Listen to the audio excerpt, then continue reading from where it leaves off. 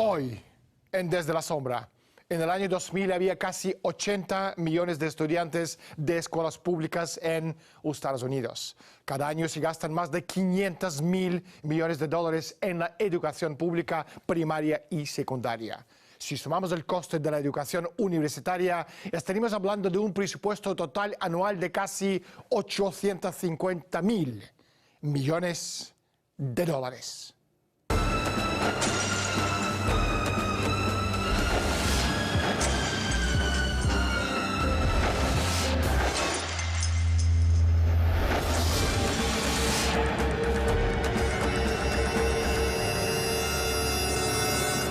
Según las encuestas, el 70% de los estadounidenses no sabe nada acerca de su país. No sabe nada acerca de la Constitución estadounidense, ni tampoco pueden nombrar el estado en el que viven. Ni siquiera sabe el nombre de su vicepresidente. ¿Sorprendidos? No hay por qué. Hoy, en Desde la Sombra, le demostraremos y contaremos por qué los niños estadounidenses son, en su mayoría, una banda de degenerados analfabetos. Ojo, todo esto está hecho a propósito. La gente sin principios, ni conocimientos, ni escala de valores nunca se opondrán a la dictadura. Pero primero, salgamos a la calle y preguntamos a la gente su opinión sobre el sistema de educación en los Estados Unidos. Creo que en las ciudades existe un nivel, en las zonas rurales habrá otro nivel y en las zonas extremadamente rurales otro. Diría que en las zonas extremadamente rurales, donde hay solo un profesor para alumnos de diferentes grados, obtendrán calificaciones pésimas. Es difícil ser un estudiante competente en estas zonas. De modo que probablemente los alumnos no serán capaces de aprobar o directamente suspendrán los exámenes porque también hay mucho analfabetismo en estas zonas. Charlotte, bienvenido al programa y muchísimas gracias por estar con nosotros. ¿Cómo entendiste qué es lo que está pasando a nivel de educación en Estados Unidos? Tras 22 años de dejar Granada en las Indias Occidentales, cuando volvimos a Maine, en Nueva Inglaterra, me empezaron a preocupar cosas que vi en aquel momento en la escuela pública primaria e incluso en el jardín de infantes hasta el 4º grado. Me alarmaron mucho los textos en los manuales que exhortaban a los cambios de los valores de los niños, la implementación del humanismo secular que insta a crear un gobierno mundial que iguale todas las religiones y según los maestros deben ser los agentes de cambio. Y pensé, Dios, ¿qué es eso? Fue algo muy raro. Más tarde empecé a formar parte del Consejo Escolar en Maine. Siendo miembro electo del Consejo Escolar empecé a expresar estas preocupaciones mías, lo que no gustó nada a los medios de comunicación y a la gente que acabo de describir. Una vez me llamó una maestra retirada, una desconocida para mí. Me dijo que había sido maestra superior y que había trabajado de profesora en varias partes del mundo y que realmente le encantó la postura que había tomado yo en el consejo escolar. Ella me dijo, me pregunto si usted realmente entiende cómo funcionaba todo esto. Y le contesté que no sabía, que esperaba entenderlo. Me propuso pagar un curso, un entrenamiento especial de cómo ser un agente de cambio. En aquel entonces no sabía qué significaba eso. Le dije, ok, y ella pagó $100 para que yo asistiera al curso. Asistieron también muchos profesores y directores de escuelas y a todos les dieron un manual y esperaban que asistiéramos porque obviamente habíamos pagado $100 cada uno. El libro se llamaba Las innovaciones en la educación, guía de un agente de cambio. Bueno, en general, el facilitador, así llaman a esas personas que visitan las instituciones por todas partes, y estamos hablando no solo de escuelas, eso concierne también a bancos, a corporaciones, a entidades de salud pública. Este libro fue diseñado para nosotros. Después del curso, aplicaríamos nuestros conocimientos en la comunidad y yo supuestamente tendría que ser una profesora o una administradora que tendría que influir en la comunidad. Nos entrenaban sobre cómo influir en la sociedad del área donde vivíamos. Nos enseñaban cómo cambiar la percepción de nuestra comunidad sobre lo que ocurría en el mundo. Teníamos que cambiar el enfoque de la gente sobre el concepto de ciudadanía y la Constitución, cambiar su visión de lo bueno y lo malo, de sus valores tradicionales, inculcar programas especiales para realizar los cambios. Me enseñaron cómo identificar a las personas que pertenecían a la resistencia, los que pensaban de forma distinta a nosotros. Es decir, me entrenaban para identificar a gente como yo. En 1969, la Oficina de Educación comenzó a financiar programas modelo de formación docente conocido como el Programa de Educación en Ciencias del Comportamiento de Docentes para introducir en los métodos de enseñanza empleados por los científicos de la conducta a sociometristas y psiquiatras. Estos métodos son los más coercivos y manipuladores conocidos por el hombre en la actualidad. Fueron desarrolladas originalmente y utilizados para el tratamiento de trastornos mentales en las instituciones mentales y en las cárceles. Las técnicas son juegos de rol, psicodrama, sociodrama, juegos de simulación, fantasía guiada, pruebas de actitud, grupos de encuentro, círculo mágico y la modificación del comportamiento, tales como el aislamiento, así como el condicionamiento operante. Se trata de técnicas para influir en los procedimientos clínicos de hospitales y en los procesos de pensamiento de los niños en la clase. Además de la formación de profesores, un grupo especial de manipuladores de las sensibilidades, conocidos como agentes de cambio, fueron entrenados para facilitar el proceso de cambio e identificar las fuerzas que se resistían a este cambio. Además, el agente de cambio sirve como catalizador para la concienciación tanto del ciudadano como de los profesores. Charlotte, ¿por qué están tratando de cambiar el paradigma tanto en la educación como en la sociedad en general? Hace mucho que tienen su propia agenda. Es mucho más fácil que utilizar aviones de bombardeo y carros de combate, misiles y drones y otras cosas. El objetivo es cambiar un país gradualmente mediante la educación, mediante el condicionamiento operante, control mental. Eso tiene gran sentido. Entonces no se necesitaría gastar miles de millones de dólares en armamento. Eso cuesta mucho. Implementar tales programas en la escuela cuesta mucho más que la enseñanza académica. Pero de todos modos es una herramienta mucho más barata y eficaz para controlar lo que piensa la gente. Uno de los libros de texto en uso para el sistema educativo de Estados Unidos para estos fines es del suizo Johann Pestalozzi, el ABC de la percepción sensorial. ¿En qué consiste su importancia? Porque Pestalozzi, con el seudónimo Alfred, fue un destacado miembro de los famosos Illuminati. El objetivo de los Illuminati es dominar el mundo, utilizando cualquier método para alcanzarlo. Charlotte, ¿qué es lo que pasa con el sistema educativo de Estados Unidos? El sistema educativo fue puesto patas arriba y la planificación de todo esto tuvo lugar hace mucho tiempo, al inicio del siglo pasado. Quieren que el individuo sea parte del colectivo y el pensamiento colectivo. La mayor decisión fue tomada en 1934 por la corporación neoyorquina de Carnegie. Lo publicaron en un pequeño libro titulado Conclusiones y recomendaciones para los estudios sociales. Pero esto ya fue después de que muchos profesores y maestros estadounidenses viajaran hacia y desde la Unión Soviética. Y cuando volvieron hablaban de lo maravilloso que se estaba allí y que este era el camino hacia el futuro. Les hicieron un buen lavado de cerebro y la corporación Carnegie hizo un estudio en forma conjunta con la Asociación de Historiadores de Estados Unidos sobre el cambio del sistema estadounidense de educación. Y este pequeño libro, Conclusiones y recomendaciones para los estudios sociales, realmente es un libro increíble que insta a usar los colegios para convertir Estados Unidos de una economía individualista de libre mercado a una economía planificada y valerse de las escuelas para hacerlo. E incluso van tan lejos como para decir los ciudadanos de Estados Unidos se van a resistir a esto, porque esto acabaría imponiendo muchos controles sobre sus vidas y los privaría de la libertad. En el siglo XIX, un sinfín de dignatarios estadounidenses como Daniel Coit Gilman, más tarde el presidente de la Universidad Johns Hopkins, Timothy Dwight, 12º presidente de Yale, y Andrew Dickson White, primer presidente de la Universidad de Cornell y además el primer presidente de la Asociación Histórica Americana, llegó a Leipzig para aprender de William Wundt la nueva ciencia de la psicología experimental. Abuelo de Wundt, Carl Casimir Wundt Elias Raphael, fue profesor en la Universidad de Heidelberg y también miembro de los famosos Illuminati. Llegados los años 1900, todos los doctores en los Estados Unidos estaban siendo entrenados en Prusia. Entre 1880 y 1910, los sucesores americanos de Wundt se convirtieron en jefes de los departamentos de psicología de todas las universidades importantes del país. Con ayuda de la Fundación Rockefeller y la Fundación Carnegie fue creada una nueva disciplina, la psicología de la educación, que ha terminado en la degeneración de hoy, en la educación estadounidense. ¿El río? No tengo ni idea. ¿El río Mississippi? Me imagino que es el Mississippi.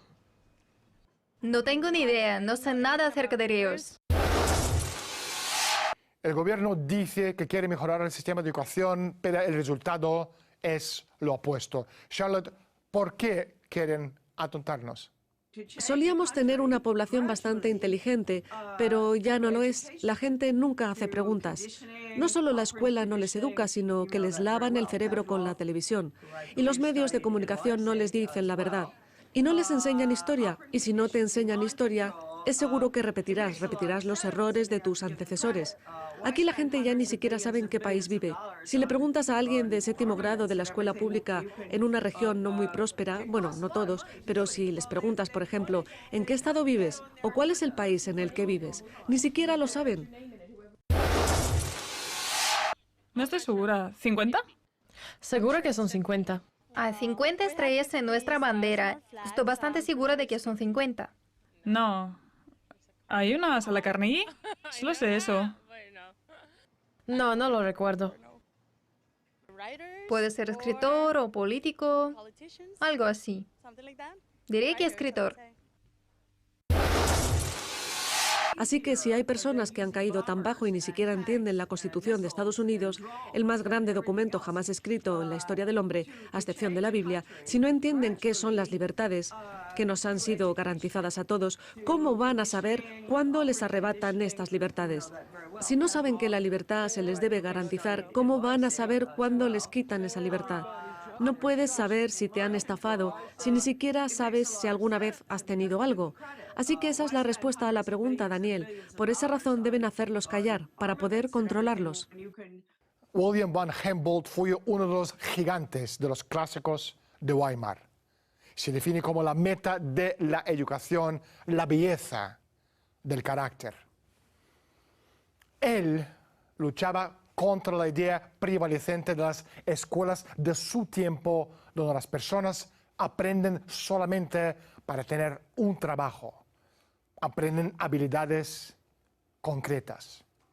Von Humboldt dijo que aprender solamente para tener un trabajo no es importante, porque cuando uno desarrolla por primera vez la belleza del carácter, la belleza del alma, y se hace de una persona un ciudadano del Estado, que se ocupa del bien común del Estado, que tiene como el más alto ideal ser una persona hermosa.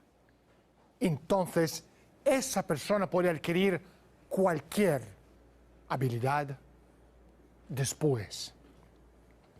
Porque una vez que el carácter del ser humano está plenamente desarrollado, estas habilidades prácticas son muy fáciles de desarrollar.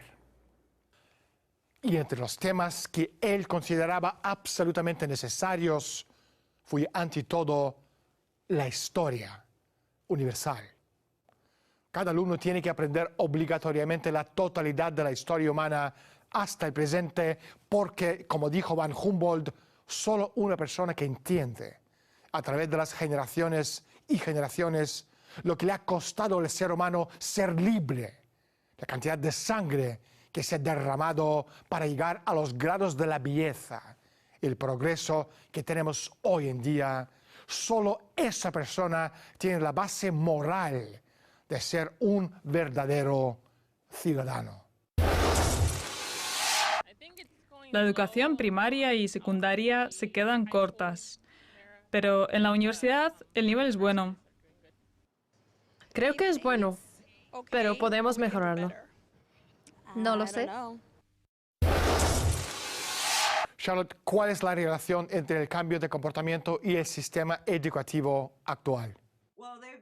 Comencé escribiendo sobre los profesores Skinner y Pavlov hace décadas.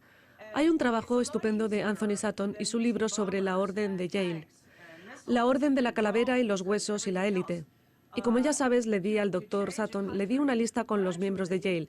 Además, nadie que no fuera miembro no sabía que en Estados Unidos existía esta sociedad secreta, porque mi padre y mi abuelo eran miembros. Pasé mucho tiempo investigando la educación norteamericana y el papel que desempeñaba Wilhelm Wundt en Leipzig. Él y el trabajo de Pavlov se basaban en las ideas de Wundt. Según la élite, el individualismo no era importante. Como colectivo nacimos en este planeta solo para servir al colectivo, al Estado. Y esto es muy peligroso, todo lo que pasa, pero todo esto fue aceptado en la educación. En Estados Unidos la gente no lo entiende para nada. La economía es pésima ahora mismo en Estados Unidos. Deliberadamente, como tú bien sabes, Daniel, es tan terrible que la mayoría de los padres me dirían: Charlotte, ¿qué hay de malo con que mi hijo en un futuro trabaje en una fábrica? Yo quiero que mi hijo tenga un trabajo. Bueno, todo esto está ocurriendo. Es lo que se llama la dialéctica hegeliana.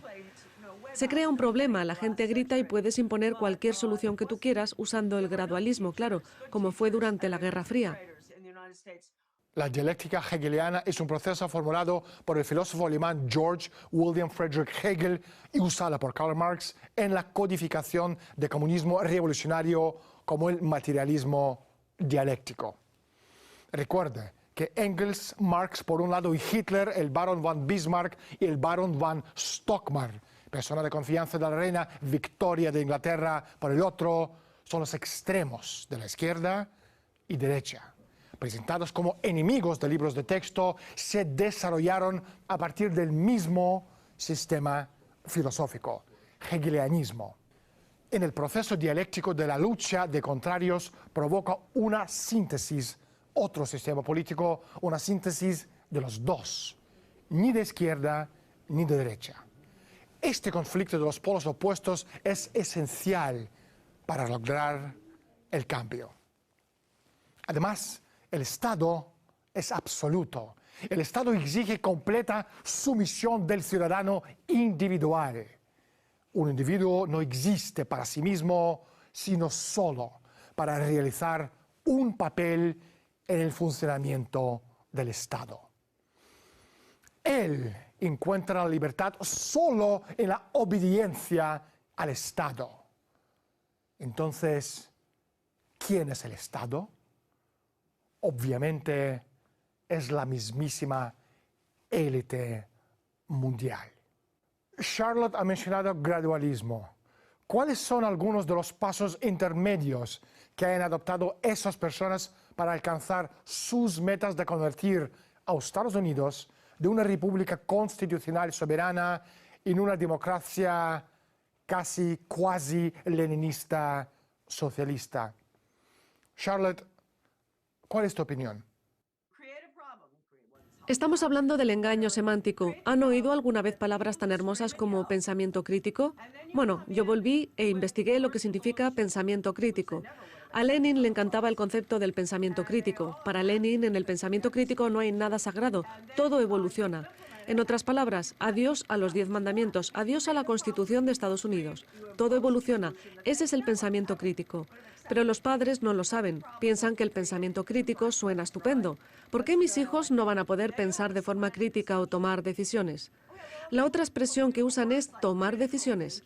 ¿Ningún padre puede oponerse a un superintendente escolar que diga que van a hacer un curso de toma de decisiones? Digamos a los padres, no. Ese curso es una clarificación de valores.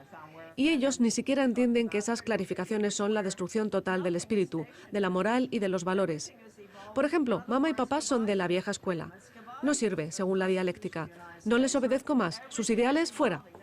Eso se llama el engaño semántico. Ahora las nuevas bases, lo que llaman las nuevas enseñanzas. La enseñanza antigua incluía aritmética, historia, arte, música, etc. La nueva enseñanza dice que la Constitución de Estados Unidos está obsoleta. Pasemos al sistema de gobierno mundial, una forma de gobierno consultativa, no más oficiales elegidos. Sé que tú lo entiendes, por eso estoy contenta de estar en tu programa, porque es imposible transmitir este mensaje en los medios corporativos. Creo que fue Adams. No estoy del todo segura, fue hace mucho tiempo. Creo que fue Adams. ¿No es Jefferson? ¿Thomas Jefferson? Charlotte, una última pregunta. ¿Qué podemos hacer en el futuro para ofrecer a nuestros hijos un buen sistema educativo? Bueno, creo que la solución es muy simple. Toda la elección de escuela y las escuelas particulares se pagan con el dinero de los impuestos. Entonces ya no son una elección, ¿verdad? Porque si aceptas un centavo del dinero federal a nivel federal o a nivel local, tendrás que enseñar las asignaturas del estándar internacional de la UNESCO. Y debo subrayar que en 1972, en la UNESCO, 19 de los 20 consejeros de educación provenían de Europa del Este, de países comunistas y de la Unión Soviética. Es de ahí de donde proviene el estándar internacional de la UNESCO. Entonces, por ejemplo, si las escuelas privadas aceptan un centavo del dinero federal, ya no son privadas. Tienen que pasar la prueba internacional de la UNESCO. Y de ahí proviene, ¿cierto? Entonces, la única forma de elección escolar es la educación en casa. Pero tengan cuidado porque con la computadora, el plan es conectar la computadora de la enseñanza en casa con el computador de la escuela pública central.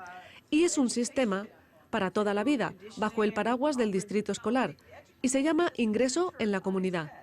Todo estará bajo el paraguas del distrito escolar con consejos no elegidos conectados a través de la computadora a las escuelas caseras, con la agenda de trabajo de las corporaciones y a todas las diferentes cosas que haces en tu vida, tales como sacar a pasear a tu abuela para ver las hojas en otoño. Eso es comunismo. Y quiero que ustedes lo escuchen. Este es el plan para toda la vida. No tendrán libertad. Charlotte, no hay tiempo para más. Muchísimas gracias por estar con nosotros. El condicionamiento de la sociedad moderna norteamericana comenzó con John Dewey, psicólogo, socialista fabiano y padre de la educación progresista. Dewey creía que a través de un enfoque de respuesta-estímulo, como Pavlov, los estudiantes podrían estar condicionados para un nuevo orden social. Esta guerra, de hecho, podría servir para acabar con todas las guerras. Si a los ciudadanos de este planeta pueden lavarles el cerebro o robotizarles, utilizando la educación idiotizada pavloviana skinneriana de aceptar lo que quieren aquellos que tienen el control. De verdad, no habrá más guerras.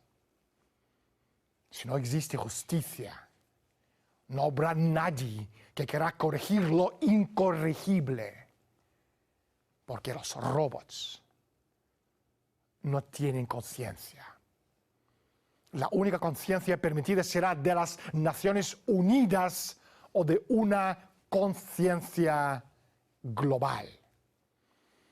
La validez de una acción se decidirá por una conciencia global del gobierno mundial, según lo recomendado por el doctor Brock Chisholm, secretario ejecutivo de la Organización Mundial de la Salud en el año 1947 y más tarde, en 1996, por la exsecretaria de Estado Madeleine Albright. Queda usted advertido. Jamás encontraremos las respuestas correctas si no somos capaces de formular las preguntas adecuadas. Soy Daniel Stulin. Bienvenidos todos al mundo de Humo y Espejos. Otra vez, gracias por estar con nosotros y hasta la semana próxima.